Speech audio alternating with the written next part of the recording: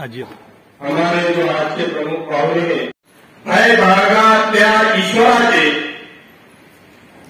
ज्यांनी तुमची निर्मिती एकाच जीवापासून जोडप्यापासून पुष्कळचे स्त्री आणि पुरुष यांना निर्माण करून या भूतलावर पसरविण्यात आलेल्या आहे. शब्द सुमनाने स्वागत करत आहेत. यानंतर आजच्या या कार्यक्रमाचे अध्यक्ष म्हणून सलीम इंजिनियर साहेब, इंजिनियर सलीम साहेब जे धार्मिक जनमोर्चा भारताचे एक सक्रिय सदस्य आहेत. इथे उपस्थित असलेल्या स्टेजवरील सर्व धर्मीय, सर्व आदरणीय, सर्व सन्माननीय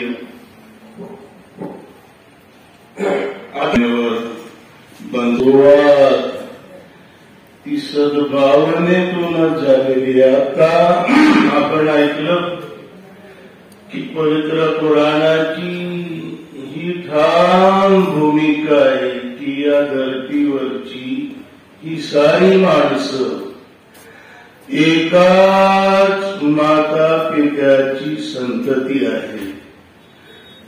त्यामुळं आपण सर्व एक दुसऱ्यांचे बंधू भगिनी आहोत.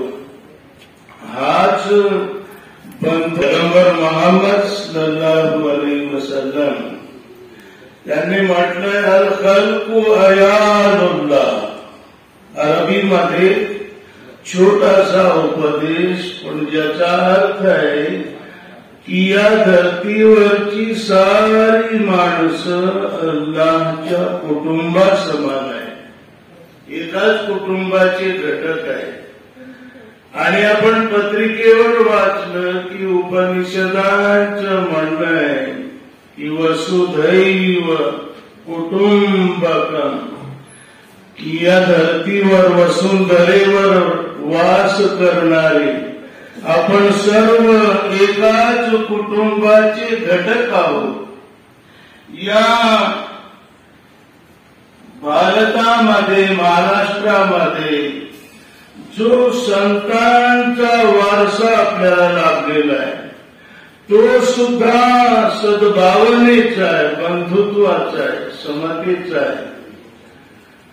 महात्मा गौतम बुद्धांचं म्हणणं आहे की माणूस वर्णाने नाही, वंशाने नाही, तर शीलाने श्रेष्ठ होतो. माणसाचं मोठेपण त्याच्या शीलावर आहे. अदरवाईज कुणी श्रेष्ठ नाही आणि कुणी कनिष्ठ नाही, सर्व समान आहे.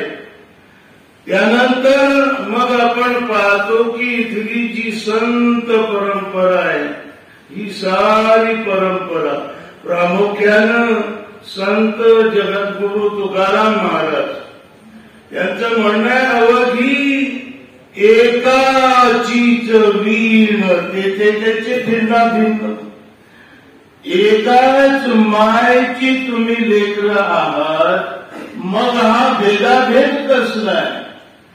तुकोबांनी एका अभंगात म्हटलं, भेदाभेद भ्रम अमंगल, कोणाही जीवाचा न घरो मत्सर, वर्म सर्वेश्वर पूजनाचे. तुका म्हणे एका देहाचे अवयव, सुख दुःख जीव भोग पावे. पैगंबरांनी जो एक महान उपदेश दिला त्याचं मराठी तुकोबांनी भाषांतर केलं.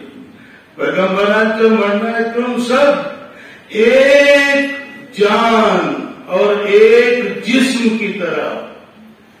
तुका म्हणे एका देहाचे अवयव. आता हे काय स्पष्ट करायची गरज नाही. पूजनीय श्री गुरुदेव आणि सर्व धर्म सद्भावना संमेलन या कार्यक्रमाला आज मला उपस्थित राहण्याचं भाग्य मिळालं. यासाठी सर्वप्रथम डॉक्टर सय्यद साहेबांचे आभार मानतो.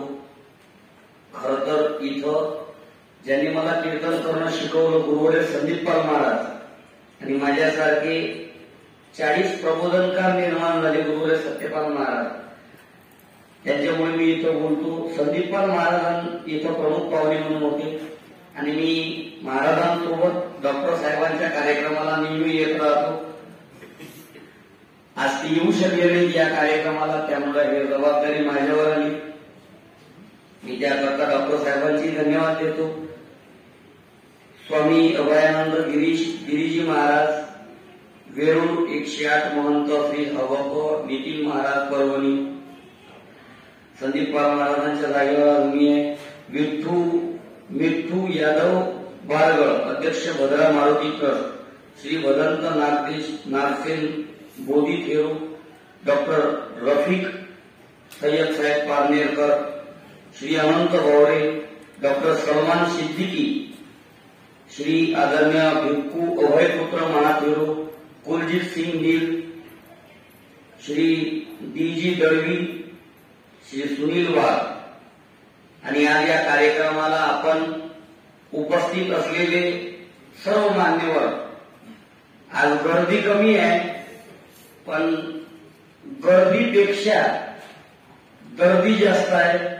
आणि दुसरी गोष्ट, तुम्ही जर थोडं डोकावून बघितलं या मंचाकडे तर पूर्ण भारत तुम्हाला या मंचावर उपस्थित असलेला दिसेल.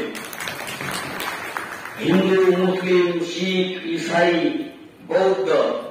मुळात धर्म म्हणजे काय तर तुकडोजी महाराज म्हणतात, मानवता ही पंथ मेरा, इंसानियत ही पक्ष मेरा, गिरते को उठाना स्वर्ग मेरा और सबकी भलाई धर्म मेरा. धर्म ना हिंदू आहे, ना मुसलमान आहे, ना बौद्ध आहे, ना शीख आहे, ना ईसाई आहे.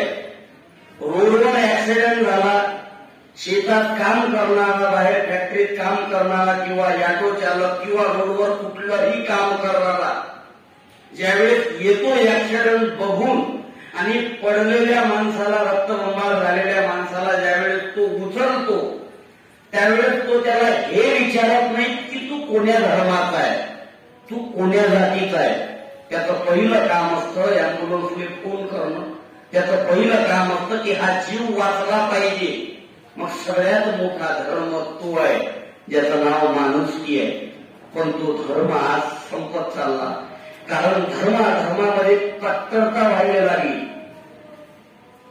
कट्टरता ही हानिकारक असते. मग ते हिंदूत असो की मुसलमानात असो, बौद्धात असो की शीखात असो, माणूस सॉफ्ट असला पाहिजे. आजही डॉक्टर सय्यद साहेबांच्या गावाला पारनेरला दुर्गादेवीमध्ये कार्यक्रम होतात नवरात्रामध्ये.